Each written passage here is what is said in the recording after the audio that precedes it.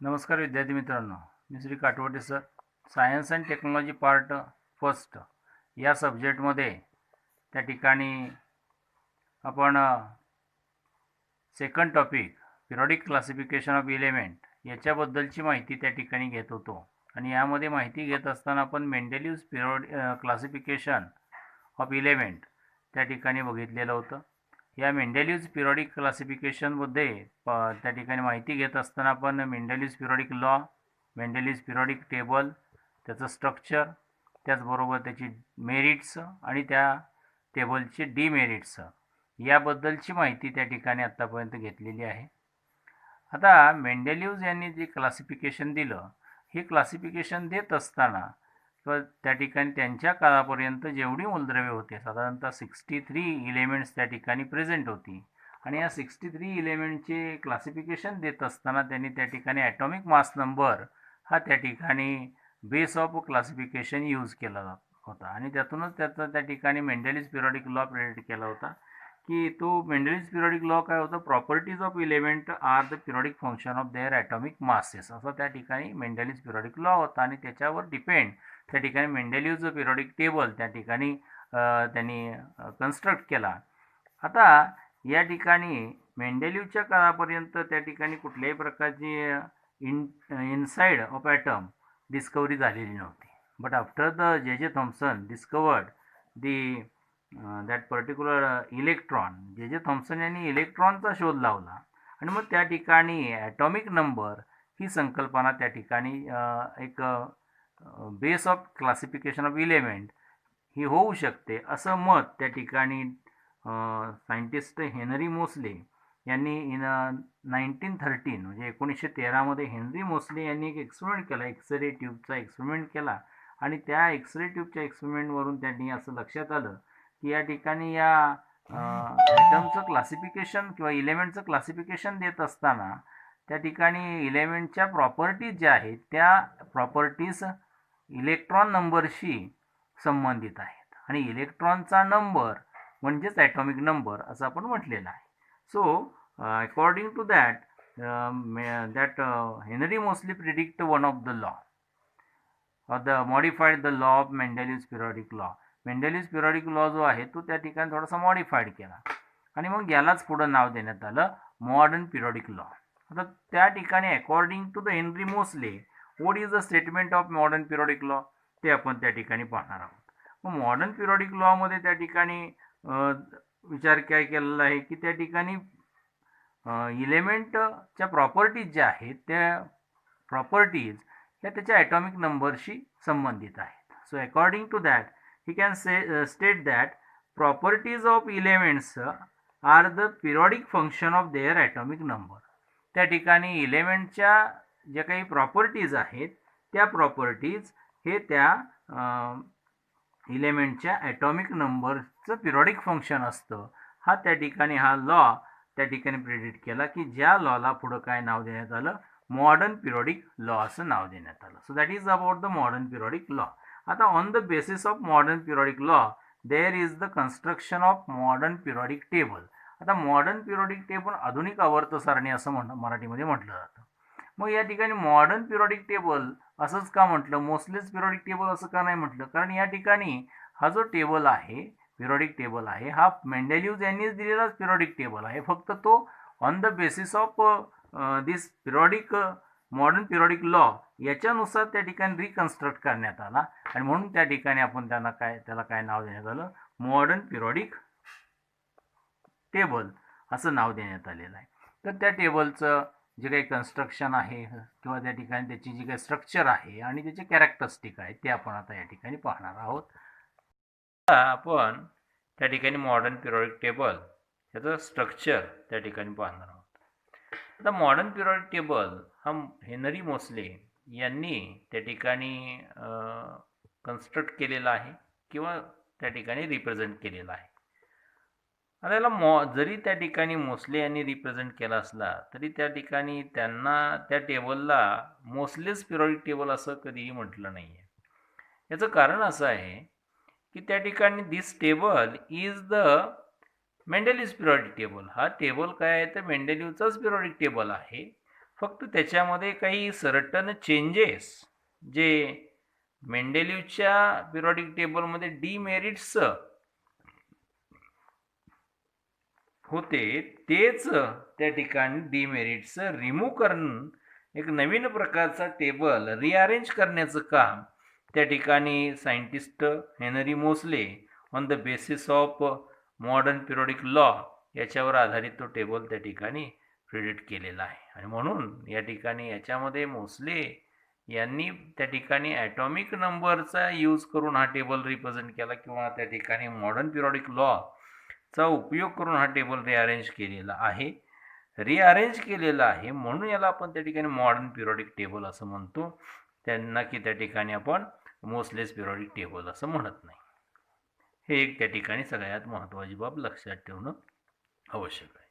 आता या modern periodic टेबलचं structure पाहताना पहिली बाब आपणाला असं सांगता येतं की all the elements present nowadays, that is 118 elements present, all are arranged in this table. या टेबलमध्ये सगळीच्या सगळी मूलद्रव्य की जे आत्ता अस्तित्वात आहेत किती आहेत 118.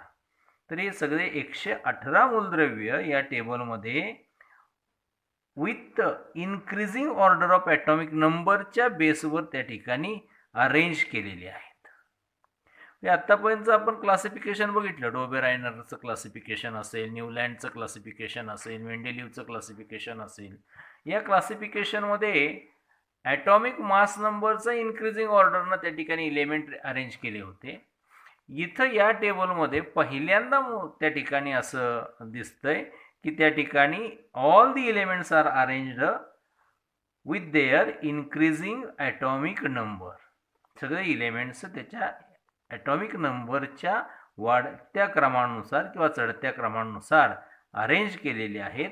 दिस is the first structural point और first characteristic of this table. Second बाबतीत त्या ठिकाणी दुसऱ्या बाब जर आपण या टेबल बाबतीत सांगायचं म्हटलं तर या ठिकाणी असं सांगता येतं की this table shows the relation between atomic number and electronic configuration. We know the electronic configuration. Electronic configuration म्हणजे काय?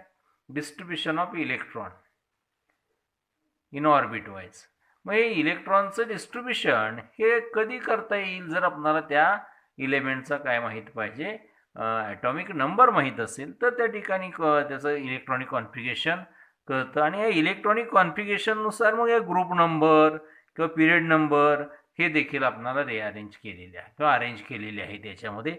हे त्या ठिकाणी टेबलचा इन डिटेल अभ्यास ज्यावेळेस आपण करतोय त्यावेळेस त्या ठिकाणी आपल्याला कळेल की ग्रुप नंबर काय करतो, व्हॅलन्सी दाखवतोय. पिरियड नंबर त्या ठिकाणी नंबर ऑफ ऑर्बिट दाखवतोय. हे त्या ठिकाणी आपल्याला इन डिटेल अभ्यास करताना कळणारच आहे. या ठिकाणी इलेक्ट्रॉनिक कॉन्फिगरेशन आणि ॲटॉमिक नंबर यामध्ये काही रिलेशनशिप आहे. ती रिलेशनशिप या टेबलमधून आपल्याला प्रामुख्याने दिसते. This is the second structural point and the characteristic of this table. Third या टेबलबद्दल आपल्याला सांगता येतं, this table consist of 7 horizontal rows. जसं मेंडेलिव्ह मध्ये सुद्धा 7 आडव्या ओळी होत्या तसेच या टेबलमध्ये सुद्धा काय आहेत 7 आडव्या ओळी आहेत. Each horizontal row is called as a period. प्रत्येक हॉरिझॉन्टल रोला आपण काय म्हणतो, पिरियड म्हणतो. आणि नंबर्ड कसे केलेले आहेत 1 to 7. तर या ठिकाणी आपण बघितलं या ठिकाणी तर हा हायड्रोजन आणि दुसरा आहे हेलियम. ही पूर्ण जी आडवी ओळ आहे त्या पूर्ण आडव्या ओळीला काय म्हटलंय, पहिला पिरियड म्हटलेला आहे. त्याच्यानंतर इथं त्या ठिकाणी दुसरी आडवी ओळ आहे, लिथियमनं स्टार्ट होते, निऑननं संपते. अशा प्रकारची दुसरी आडवी ओळ त्याला आपण पिरियड नंबर सेकंड म्हणतो. त्यानंतर तिसरी आडवी ओळ आपण त्या ठिकाणी विचारात घेतो की जी त्या ठिकाणी आपल्याला सांगता येते सोडियमनं सुरुवात होते, आर्गॉननं संपते आणि त्याला आपण थर्ड पिरियड असं म्हणतो. नंतर त्या ठिकाणी चौथा पिरियड पोटॅशियमनं सुरुवात होतोय, क्रोमियमनं त्या ठिकाणी एंड होतोय तर किंवा क्रिप्टॉननं एंड होतोय. तर अशा प्रकारे या ठिकाणी ह्या चौथा पिरियड आपल्याला सांगता येतो. पाचव्या पिरियडमध्ये रुबिडियमनं स्टार्ट होते तर झेनॉननं एंड होतो. अशा प्रकारची ही आडवी ओळ त्याला आपण 5वा 5th पिरियड असं म्हणतो. त्याच्यानंतर सिझियम आणि न स्टार्ट होतो आणि रेड ऑननं त्या ठिकाणी एंड होतो, अशी ही आडवी ओळ.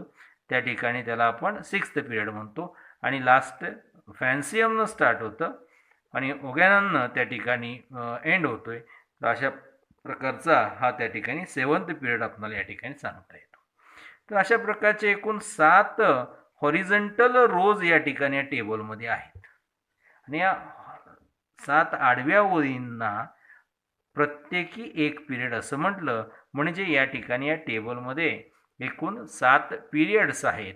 दिस पिरियड्स आर नंबर्ड ॲज 1 2 3 4 5 6 7.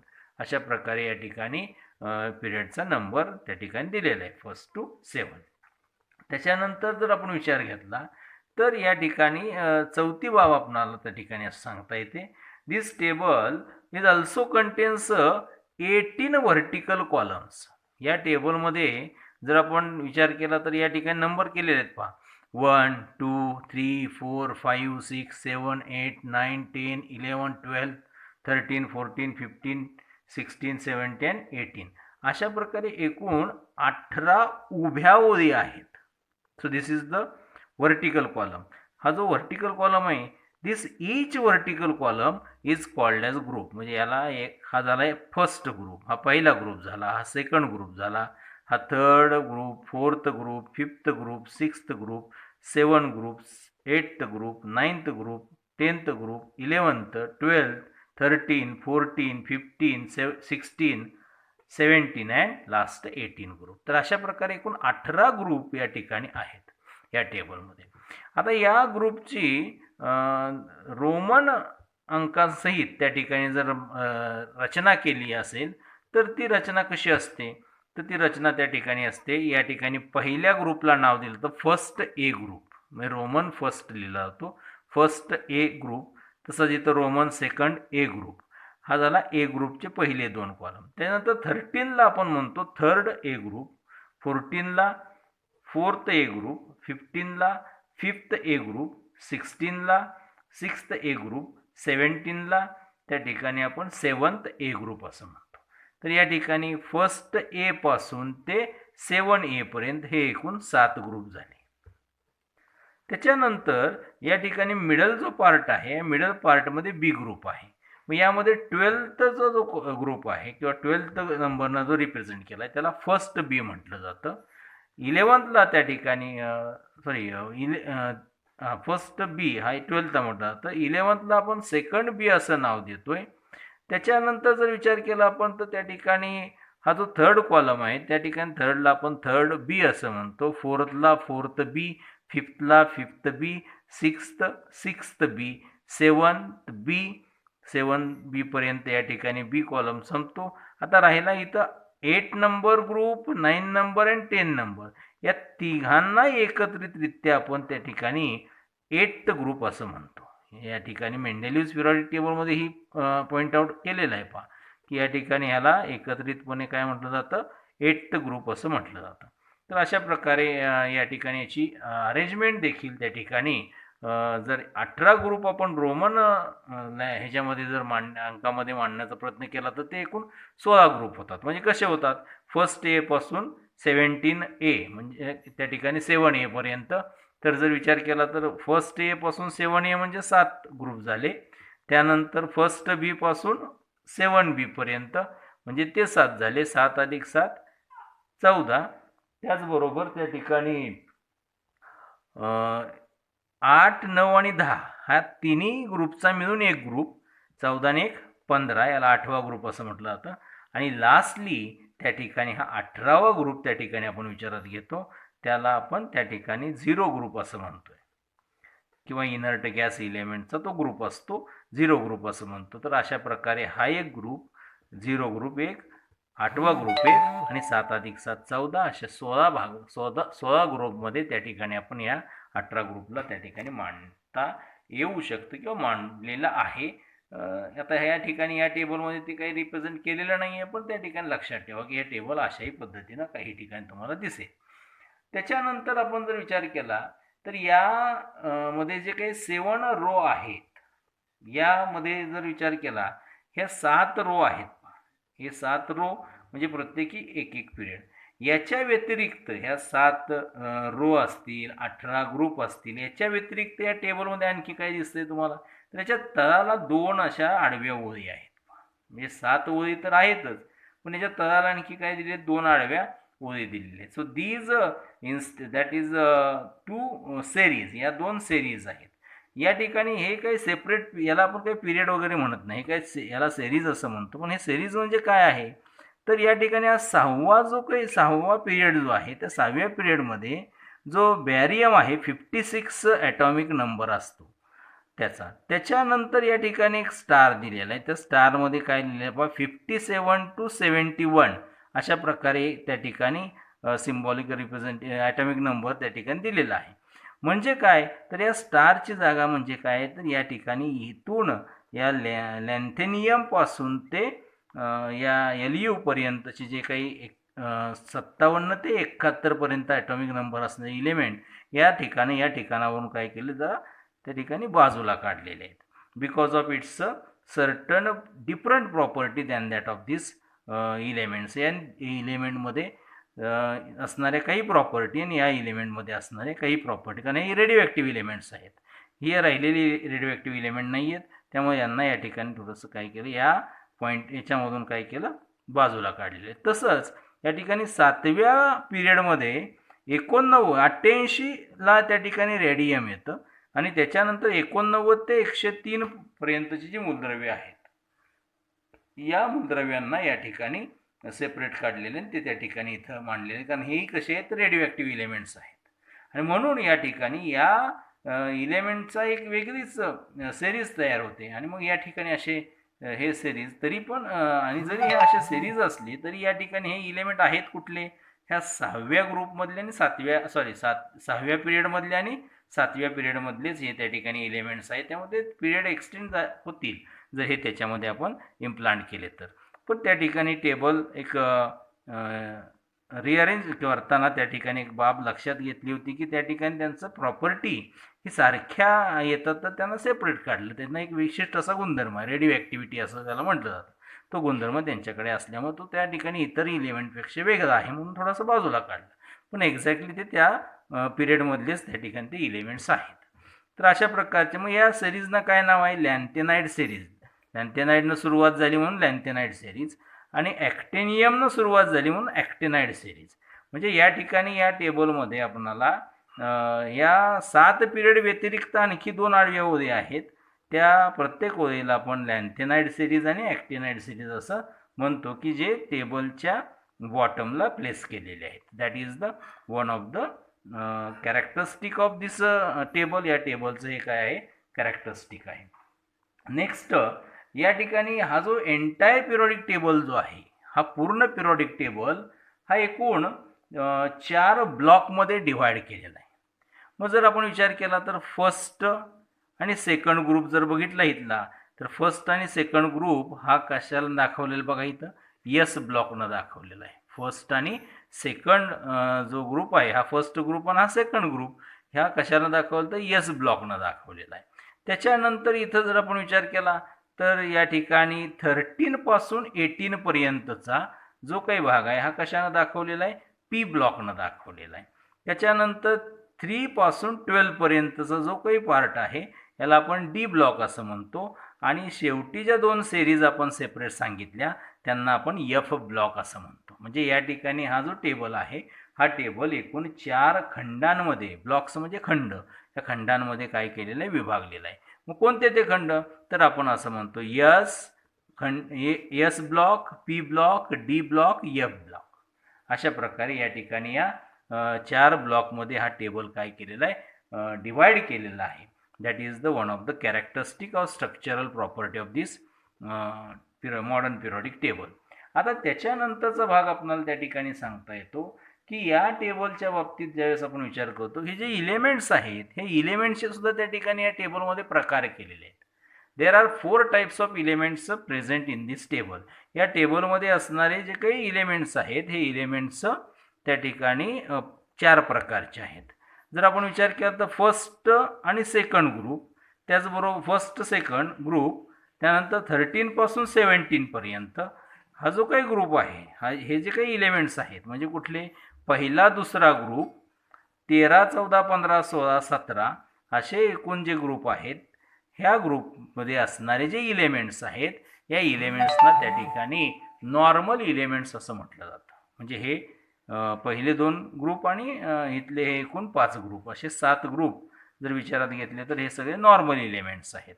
त्याच्यानंतर जर दुसरा प्रकार आपण इलेमेंटचा विचारात घेतला तर थर्ड ग्रुपपासून ते 12th ग्रुपपर्यंत हे जे काही मिडल जे आहेत यांना इनर ट्रान्झिशन इलेमेंट्स असं म्हटलं जातं. These are the all inner transition elements.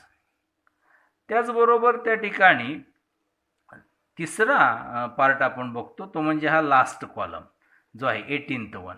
तर याला आपण काय म्हणतो, इनर्ट गॅस इलेमेंट्स म्हणतो किंवा नोबेल गॅसेस असंही म्हटलं जातं. Nobel elements inert gas element असं म्हणतं किंवा इनॲक्टिव्ह इलेमेंट्स असं म्हणतात. कारण हे इनर्ट म्हणजेच काय, नॉट रिॲक्टिव्ह, हे रिॲक्टिव्ह नसतात, याला पॅसिव्ह इलेमेंट असंही म्हटलं जातं. तर अशा प्रकारचा हा एक कॉलम सेपरेट त्या ठिकाणी रिप्रेझेंट केलेला आहे की ज्याला एक विशिष्ट प्रकारचं नाव आहे इलेमेंटचं, दॅट इनर्ट गॅस इलेमेंट असं म्हटलं जातं. म्हणजे त्या ठिकाणी तिसरा प्रकार. चौथ्या प्रकारचे इलेमेंट्स म्हणजे या ठिकाणी सगळे रेडिओ ॲक्टिव्ह इलेमेंट्स की ज्यांना त्या ठिकाणी नाव दिलं इनर ट्रान्झिशन इलेमेंट्स. म्हणजे या ठिकाणी inner transition element, inner transition म्हणजे काय, या ट्रान्झिशनमधलीच त्या ठिकाणी ते इलेमेंट्स आहेत. मी काय तुम्हाला सांगितलं 57 ते 71, 89 ते 103 हे यातलीच इलेमेंट्स आहेत 6th आणि 7th ग्रुपमधले, पिरियडमधले. परंतु त्या ठिकाणी हे सेपरेट काढलेत कारण त्यांच्याकडे रेडिओ ॲक्टिव्हिटी ही प्रॉपर्टी रिप्रेझेंट करतायत म्हणून ते सेपरेट दाखवले. खरं तर ते त्या टेबलचंच पार्ट आहेत. म्हणजे या ठिकाणी यामध्ये आपल्याला या टेबलमध्ये 4 ब्लॉक्स आहेत. तर 4 प्रकारची इलेमेंट्स आहेत. कोणकोणते, नॉर्मल इलेमेंट्स, त्याचबरोबर transition element, inert gas elements आणि इनर ट्रान्झिशन इलेमेंट्स, अशी 4 प्रकारची इलेमेंट या टेबलमध्ये अरेंज केलेली आहेत. हे याच्यावरून कळतं आपल्याला. त्याचबरोबर या टेबलमध्ये आणखी काय दिसतंय आपल्याला, तर या ठिकाणी ही एक झिगझॅग लाईन आहे पहा. या ठिकाणी अशा प्रकारे काय, ही एक झिगझॅग लाईन आहे. तर ही झिगझॅग लाईन की जिथं स्टार्टिंग इलेमेंट आहे बोरॉन, सिलिकॉन, आर्सेनिक, टेल्युरियम, पोलोनियम असेल किंवा अस्टेस्टाईन असेल, अशा प्रकारे म्हणजे हे जे काही झिगझॅग लाईन आहे तीच झिगझॅग लाईन त्या ठिकाणी या टेबलला आहे. आता ही झिगझॅग लाईन काय करते, तर this zigzag line gives a separation between the metal and non metallic elements. मग ही झिगझॅग लाईन जिथून ही गेलेली आहे त्याच्या LHSला, झिगझॅग लाईनच्या LHSला असणारे सगळे इलेमेंट्स जे आहेत ते सगळेच्या सगळे काय आहेत, मेटल्स आहेत. तर झिगझॅग लाईनच्या राईट साईडला जे काही इलेमेंट्स आहेत सगळेच्या सगळे काय आहेत, नॉन मेटल्स आहेत. हे त्या ठिकाणी आपल्याला सांगतं. म्हणजे मेटॅलिक प्रॉपर्टी ज्या आहेत त्या इलेमेंटच्या किंवा या टेबलमध्ये इलेमेंटच्या मेटॅलिक प्रॉपर्टी ह्या LHSला आहेत, तर RHSला काय आहेत, नॉन मेटॅलिक प्रॉपर्टी असणारे इलेमेंट्स दिसत आहेत. अशा प्रकारे या ठिकाणी आपल्याला या झिगझॅग लाईनमुळे या ठिकाणी आपणाला मेटल्स आणि नॉन मेटल्स हे सेपरेट करताना या ठिकाणी दिसले. मेंडेलिव्ह पिरियोडिक टेबलमध्ये तसं नव्हतं, ते मेटल आणि नॉन मेटल एकत्रच त्या ठिकाणी कंबाईन होताना आपणाला त्या ठिकाणी दिसत होते. तर अशा प्रकारे या ठिकाणी आपणाला हे मेटल्स आणि नॉन मेटल सेपरेट करण्यासाठी एक बाउंड्री लाईन म्हटलं आहे. झिगझॅग लाईन म्हणजे काय, boundary line between the metals and non metals, याच्यामधली ही बाउंड्री लाईन आपण म्हटलं होतं की ज्या बाउंड्री लाईनवरती असणारी इलेमेंट्स कोणते आहेत, तर हा बोरॉन आहे, सिलिकॉन आहे, आर्सेनिक असेल, टेल्युरियम, अस्टेस्टाईन, अशा प्रकारचे इलेमेंट्स आहेत, जर्मेनियम असेल, अँटिमोनी असेल, हे जे काही इलेमेंट्स या लाईनवरती आहे, या झिगझॅग लाईनला आहेत, त्या सगळे जे काही इलेमेंट्स, या इलेमेंट्सना त्या ठिकाणी आपण मेटॅलॉइड म्हणतो. ह्या इलेमेंट्सना काय म्हणतो, मेटॅलॉइड म्हणतो. म्हणजे या ठिकाणी हे इलेमेंट्स की जे इलेमेंट्स काय करतात, मेटलच्याही प्रॉपर्टीज रिप्रेझेंट करतात आणि नॉन मेटलच्याही प्रॉपर्टी रिप्रेझेंट करतात. म्हणजे zigzag line is a boundary line. On the boundary line there are the elements called as a metalloids. त्या बाउंड्री लाईनवरती असणारे इलेमेंट्सना आपण काय म्हणतो, metalloids. Which are the metalloids, boron, silicon, arsenic, germanium असेल, टेल्युरियम असेल, अस्टेस्टाईन असेल, हे सगळे जे इलेमेंट्स आहेत हे इलेमेंट्स यांना आपण मेटलॉइड म्हणतात की ते कशावर आहेत, बाउंड्री लाईनवरती आहेत. बाउंड्री लाईनच्या LHSला मेटल्स असतात, RHSला नॉन मेटल्स असतात. That is the one of the characterise structural property of this modern periodic table. त्याच्यानंतर आपण त्या ठिकाणी काय विचार करतो की या ठिकाणी या टेबलमध्ये असलेला जो काही ग्रुप आहे, ग्रुप नंबर आहे, या टेबलचा जो ग्रुप नंबर आहे तो ग्रुप नंबर काय करतो, तर ग्रुप नंबर व्हॅलन्स इलेक्ट्रॉनची संख्या दाखवतो आणि व्हॅलन्स इलेक्ट्रॉनवरून आपण त्या ठिकाणी त्या ग्रुपमध्ये असणाऱ्या इलेमेंटची व्हॅलन्सी ठरवता येतो. म्हणजे या ठिकाणी ही कशी दाखवतो व्हॅलन्स इलेक्ट्रॉनची संख्या, तर समजा हायड्रोजनचा ॲटॉमिक नंबर काय 1 आहे, तर त्याचं इलेक्ट्रॉनिक कॉन्फिगरेशन जर केलं तर ते काय येतं 1 येतं. म्हणजे त्या ठिकाणी त्याचं डुप्लेट म्हणजे त्या ठिकाणी पहिली कक्षा जी आहे ती पहिली कक्षा काय असते, अपूर्ण असते. किती इलेक्ट्रॉनची गरज आहे त्याला, एका इलेक्ट्रॉनची. मग तो एक इलेक्ट्रॉन देऊ शकतो किंवा घेऊ शकतो, ही त्याची एक कॅपॅसिटी आहे. त्या कॅपॅसिटीला आपण काय म्हणतो, त्याची व्हॅलन्सी. मग किती इलेक्ट्रॉन देण्याची क्षमता आहे त्याची किंवा घेण्याची क्षमता आहे, एकच, म्हणून त्याला आपण काय म्हणतो, त्याची व्हॅलन्सी म्हणतो. म्हणजे या ठिकाणी आपल्याला या ग्रुप नंबरनुसार त्या ग्रुपमध्ये असणारे इलेमेंट्सच्या जे व्हॅलन्स इलेमेंट्समध्ये असणाऱ्या अणूंच्या ऑर्बिटमध्ये किंवा अणूंच्या इलेक्ट्रॉनिक कॉन्फिगरेशनमध्ये असणारी जी व्हॅलन्स इलेक्ट्रॉन आहे की ज्यावरून आपण व्हॅलन्सी निश्चित करतो त्या इलेमेंटची, ती व्हॅलन्सी शोधण्याचं काम त्या व्हॅलन्स इलेक्ट्रॉनवरून करतो. म्हणजे व्हॅलन्स इलेक्ट्रॉन या ठिकाणी किती, या सगळ्यांमध्ये जर विचार केला तर 1 येतो, या सगळ्यांमध्ये 2 येतो, म्हणून या दुसऱ्या ग्रुपमध्ये यांना ठेवलेलं आहे. तसं हेलियममध्ये शेवटची कक्षा 1 आहे. लिथियममध्ये किती असेल, 3 ॲटॉमिक नंबर आहे, तर इलेक्ट्रॉनिक कॉन्फिगरेशन काय येतं, पहिल्या कक्षेत 2 इलेक्ट्रॉन जातात आणि उरलेला दुसऱ्या कक्षेत येतो 1. म्हणजे दुसऱ्या कक्षेत म्हणजे आउटर मोस्ट कक्षेत 1 इलेक्ट्रॉन आला. सोडियममध्येही तसंच होतं, 11 त्या ठिकाणी ॲटॉमिक नंबर आहेत, तर त्या ठिकाणी इलेक्ट्रॉनिक कॉन्फिगरेशन काय होईल, 2 8 1. म्हणजे बाहेरच्या कक्षेत किती आला, 1 इलेक्ट्रॉन. म्हणजे 1 इलेक्ट्रॉन तो देऊ किंवा घेऊ, 1 इलेक्ट्रॉन देण्याची क्षमता तो ठेवू शकतो. म्हणजे याचा त्याची व्हॅलन्सी 1 आहे. म्हणजे या ठिकाणी बाहेरच्या कक्षेत जे इलेक्ट्रॉन असतात त्याला आपण व्हॅलन्स इलेक्ट्रॉन म्हणतो. त्या कक्षेमध्ये बाहेरच्या कक्षेत जेवढे इलेक्ट्रॉन त्या ठिकाणी त्या नंबर ऑफ इलेक्ट्रॉननुसार त्याला त्या इलेमेंटला त्या ग्रुपमध्ये ठेवलेला आहे. अशा प्रकारे हा ग्रुप नंबर काय दाखवतो, तर व्हॅलन्स इलेक्ट्रॉनची संख्या दाखवतो की जी व्हॅलन्स इलेक्ट्रॉनची संख्या आपल्याला कशासाठी उपयोगाची ठरू शकते, तर व्हॅलन्सी शोधण्यासाठी त्या ठिकाणी उपयोगाची ठरू शकते. त्याच्यानंतर आपल्याला असं सांगता येतं की या मॉडर्न पिरियडिक टेबलमध्ये ॲटॉमिक साईज आहे ते atomic size top to bottom अशा प्रकारे काय होते, वाढत जाते. याचं कारण असं आहे, ज्यावेळेस आपण पिरियड नंबर विचारात घेतो, बघा या ठिकाणी पिरियड नंबर पहिला आहे, तर हायड्रोजन आहे, हेलियम, हे 2 इलेमेंट्स आहेत. याच्यामध्ये हायड्रोजनचं इलेक्ट्रॉनिक कॉन्फिगरेशन घेतलं तर एकच आहे. इथं हेलियमचं इलेक्ट्रॉनिक कॉन्फिगरेशन त्या ठिकाणी घेतलं तर त्या ठिकाणी 2 आणि 2 अशा प्रकारे येतं. म्हणजे जर आपण विचार केला 2 एवढंच येतं, तर या ठिकाणी जर विचार केला तर इथं एकच कक्षा आहे, इथंही काय येते, एकच कक्षा आहे. म्हणजे याची कक्षांची या पहिल्या आडव्या ओळीमध्ये असणारे इलेमेंटचे जे काही ऑर्बिट आहेत ती ऑर्बिटची संख्या किती आहे, एकच आहे. दुसऱ्यामध्ये लिथियम आहे, लिथियमच्या कॉन्फिगरेशन जर विचार केला तर 2 3 असं येतं किंवा 2 1 असं येतं. 2 आणि त्या ॲटॉमिक नंबर काय 3 आहे, याचा अर्थ त्या ठिकाणी त्याचं इलेक्ट्रॉनिक कॉन्फिगरेशन काय येतं, 2 आणि 1. म्हणजे पहिल्या कक्षेत 2 गेले, उरलेला दुसऱ्या कक्षेत. म्हणजे कक्षा किती झाल्या, 2. म्हणजे या ठिकाणी हायड्रोजनमध्ये एकच कक्षा असते, लिथियममध्ये 2 कक्षा आहेत. तसं त्या ठिकाणी आपण जर विचार केला सोडियममध्ये किती कक्षा असतील, त्या ठिकाणी इलेक्ट्रॉनिक 11 ॲटॉमिक नंबर आहे, तर इलेक्ट्रॉनिक कॉन्फिगरेशन काय असेल, 2 8 1. तर कक्षा किती झाल्या, 3 कक्षा झाल्या. म्हणजे या ठिकाणी जसं जसं आपण वरून खाली येतो तसं तसं कक्षांची संख्या वाढत जाते. मग 7व्या पिरियडमध्ये असणाऱ्या इलेमेंटला किती कक्षा असतील, 7 कक्षा असतील. मग जर कक्षांची संख्या वाढत गेली तर याचा अर्थ त्या अणूचा आकारही काय होत जाणार आहे, वाढत जाणार आहे. म्हणजे मॉडर्न पिरियडिक टेबलमध्ये ग्रुपमध्ये वरून खाली ज्यावेळेस आपण येतो त्यावेळेस त्या ठिकाणी त्या ग्रुपमध्ये असणाऱ्या इलेमेंटच्या अणूंचा आकार देखील टॉप टू बॉटम असा काय होतो, वाढत जातो. यावर कारण विचारलं जातं. त्या ठिकाणी atomic size increases down the group असं त्या ठिकाणी म्हटलं जातं. म्हणजे ॲटॉमिक साईज या ठिकाणी डाऊन द ग्रुप काय होते, वाढत जाते. किंवा त्या ठिकाणी डिक्रीजेस टॉप द ग्रुप असं म्हटलं जाईल. म्हणजे जसं वर जाल तसं म्हणजे ग्रुपमध्ये बॉटम टू टॉप जात आहे तर त्या ठिकाणी ॲटॉमिक साईज कमी होईल आणि टॉप टू बॉटम येत आहे तर ॲटॉमिक साईज वाढते. अशा प्रकारे त्या ठिकाणी सांगता येतं. तसं या ठिकाणी आपल्याला हे सांगता येतं. तर याच्याबद्दलची आणखी इन्फॉर्मेशन आपण ज्यावेळेस इन डिटेल पिरियड्स आणि ग्रुप यांच्याबद्दल माहिती घेणार आहोत त्यावेळेस आपल्याला त्या ठिकाणी आणखी याच्याबद्दल इन डिटेल माहिती आपण बघणारच आहोत.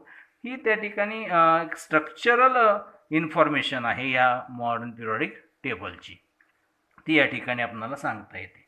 अशा प्रकारे हा मॉडर्न पिरियडिक टेबल हे सांगितलं. तर त्याचबरोबर या ठिकाणी मॉडर्न पिरियडिक टेबल मेटॅलिक कॅरेक्टर्सच्या बाबतीत जर विचार केला तर LHSला असणारे जे काही इलेमेंट्स आहेत ते काय करतात, मेटल्स पोजेस करतात. मग जास्त पहिल्या ग्रुपमध्ये असणारा इलेमेंट जास्त मेटॅलिक असेल तर तसं पुढं जाईल तसं मेटलची जी प्रॉपर्टी आहे ती काय होत जाते, कमी कमी कमी होत जाणार आहे. आणि RHSला ज्यावेळेस तो पोहोचेल त्यावेळेस ते सगळे काय आहेत, नॉन मेटल्स. म्हणजे metallic property of this particular elements decreases from LHS to RHS and non metallic property increases from LHS to RHS. Non metallic property LHS पासून RHS कडे वाढतात तर मेटॅलिक प्रॉपर्टी LHS पासून RHS कडे कमी होतात. Metallic property कमी होतात, नॉन मेटॅलिक प्रॉपर्टी वाढतात. हेही त्या ठिकाणी या टेबलच्या कन्स्ट्रक्टिव्ह स्ट्रक्चरल प्रॉपर्टीमध्ये आपल्याला त्या ठिकाणी सांगता येतं. तर अशा प्रकारे हा मॉडर्न पिरियडिक टेबल याच्याबद्दलची एकत्रित माहिती त्या ठिकाणी आपल्याला सांगता येते. तर आज आपण या ठिकाणी थांबू. ही झालेली इन्फॉर्मेशन आपण सर्वांनी मिळून त्या ठिकाणी काय करा, व्यवस्थितपणे वाचा आणि या पुढील व्हिडिओमध्ये आपण त्या ठिकाणी या टेबलमध्ये असणारे जे ग्रुप्स आहेत त्या ग्रुप्सच्या विषयीची इन डिटेल इन्फॉर्मेशन तसंच पिरियडची इन डिटेल इन्फॉर्मेशन त्या ठिकाणी घेणार आहोत. आज आपण इथं थांबू. धन्यवाद.